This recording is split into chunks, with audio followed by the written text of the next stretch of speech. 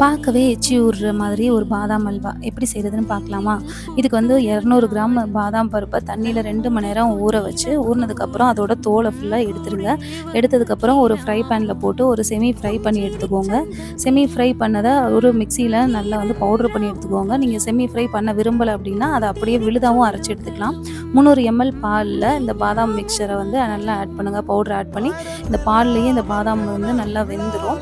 அதுக்கப்புறம் இதில் 1 கப்பு பாதாம் பவுடர் எடுத்துருக்கீங்கன்னா 1.5 கப் அளவு சர்க்கரை எடுத்து அதையும் வந்து பாதாம் நல்லா வெந்ததுக்கப்புறம் ஆட் பண்ணுங்கள். ஆட் பண்ணி நல்லா கலந்து விடுங்க. அதுக்கப்புறம் குங்குமப்பூவை ஒரு தண்ணியில் கொஞ்சம் கலந்து வச்சுக்கோங்க. அந்த லிக்விடையும் ஆட் பண்ணுங்கள். அப்போ தான் நல்லா கலர் கிடைக்கும்.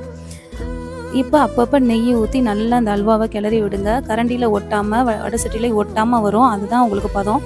ரொம்ப செமி லிக்விடாக எடுத்துடாதீங்க. ஓரளவுக்கு அல்வா ஸ்டேஜில் இந்த மாதிரி பதத்தில் தான் எடுக்கணும். அவ்வளோதான், பாதாம் அல்வா ரெடி. சூப்பராக சுவையாக